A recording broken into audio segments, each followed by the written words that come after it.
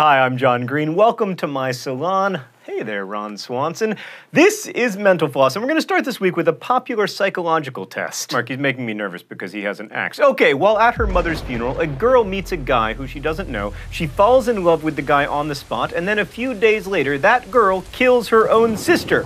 What is her motive for killing her sister? If you answered that she was hoping that guy would appear at her sister's funeral, you think like a psychopath, as proven by a genuine psychological test conducted by a famous psychologist. Is the first of many hoaxes that I'm going to prove wrong today.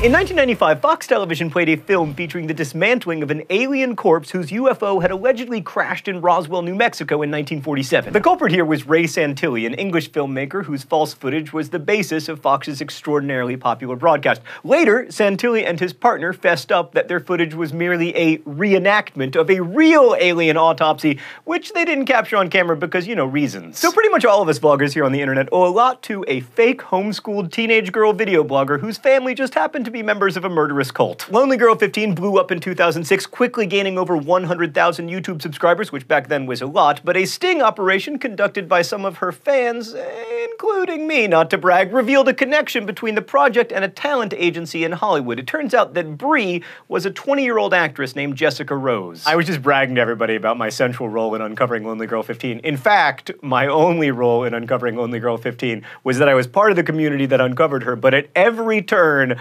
I urged people to go in what turned out to be the wrong direction. I was also convinced that her family actually was part of a murderous cult and that she was not an actress, and it's all very embarrassing now. In 1869, a 10-foot-tall giant stone man was uncovered while workers were digging a well in Cardiff, New York. The owner of the New York farm, William Newell, started charging tourists 50 cents apiece to view this giant, which was later discovered as a hoax orchestrated by George Hull. Hull had created the false giant as a tongue-in-cheek prank after getting into an argument with a Methodist on whether Genesis's claims that giants once ruled the earth should be taken literally. He did score some money out of the argument, though, because he eventually sold the fake giant for 37 grand. Now I get to show off my Dutch pronunciation. Jarno Smeets uploaded a video to YouTube in March of 2012, but this wasn't like, babies licking fingers or cats playing keyboards.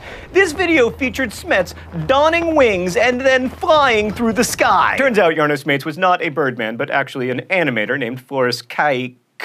I lived in Holland, and that is my Dutch pronunciation. Anyway, he was working on a media project, and a pretty successful one. So when the Second War in Iraq was just beginning, a photo emerged of a gigantic camel spider. This was sent around in emails asking for sympathy for the troops. Mark, is there a spider behind my shoulder?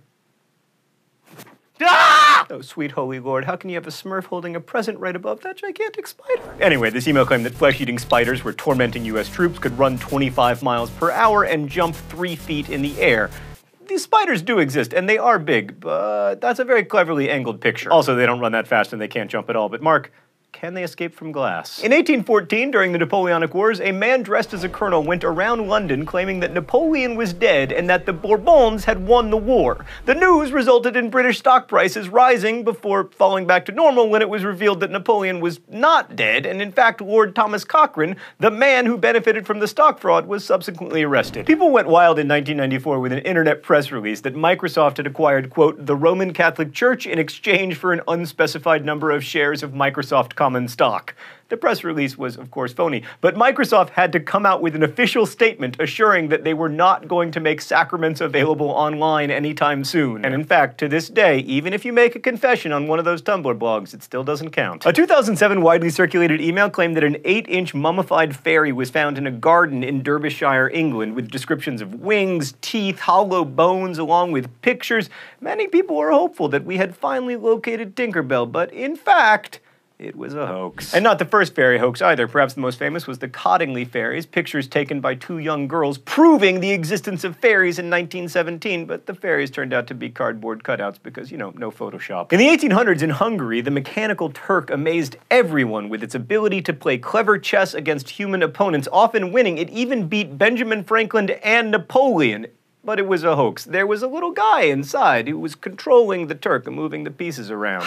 Mark would like me to clarify that the person inside the Mechanical Turk was in fact not a little guy, he was a regular-sized person. The Fiji mermaid, allegedly discovered by English doctor Dr. J. Griffin, was a widely discussed hoax in the mid-1800s. Many came to see it and were disappointed by its non-beauty, which makes sense considering that the mermaid was in fact a paper-mache monkey connected to a fish bottom. So I don't want to oversimplify, but it was essentially just like Donkey Kong riding a mermaid. In 1912, Charles Dawson found a bunch of skull fragments which were put together by his team to reveal the Piltdown Man. This completed skull would essentially serve as proof of evolution by fitting the description of half man, half ape. Scientists were unconvinced, and they were right, because the Piltdown Man skull was actually comprised of the bones of 3 different species. Charles Dawson, truly the poorest man's Charles Darwin. In 1904, Frederick Loors won the marathon at the Summer Olympics, but only sort of, because he stopped after 9 miles, got a ride from his manager for the next 11, and when the car broke down, Loors walked back to the Olympic Stadium and won the marathon, crossing the finish line first, breaking the tape and everything. Then he went on to claim that it was all a big joke, but only once people started to accuse him of not actually having run the entire race. In his defense, he did run 9 miles. That seems like a lot to me. I'll give you a medal for that. Alien crop circles are pretty common hoaxes these days, including in M. Night Shyamalan movies, but all thanks to Doug Bauer and Dave Chorley, who cut the first of many flying saucer nests in an English wheat field in 1976. In 1938, Orson Welles went on CBS Radio reading from The War of the Worlds by H.G. Wells, but in a standard news format. Confused listeners believed that they were listening to a report of an actual alien invasion occurring in the United States. This unintentional hoax was so believable that some people initially tried but failed to sue CBS for mental anguish. Studies claim that 6 million people were listening to The War of the Worlds, and 28% of those listeners believed the alien invasion was actually happening. It's the same 28% that's currently yelling at me about my alien crop circles comment. A hoax was actually used in order to ensure D-Day's success in World War II. The day before the fighting began in Normandy, the British used actor-soldier M.E. Clifton James, a General Monty Montgomery lookalike, to distract the Germans. By the way, apropos of nothing, General Monty Montgomery had puppies named Hitler and Rommel. Huh? German troops headed to the Mediterranean to fight the decoy general, allowing the true Monty Montgomery to invade Normandy on D-Day. M.E. Clifton James later played both himself and Montgomery in a movie dramatizing the hoax. We call that the Eddie Murphy. Okay, let's pick up the pace here. Left-handed Whopper. Yes, that was a real hoax that had right-handed Whopper eaters up in arms. Meredith, up in arms, really? I expect better of you. Burger King said they were rotating condiments 180 degrees for their left-handed customers, but that turned out to be an April Fool's Day joke. Hitler Diaries, purchased by a German news magazine for $6 million? Not Hitler's Diaries, in fact.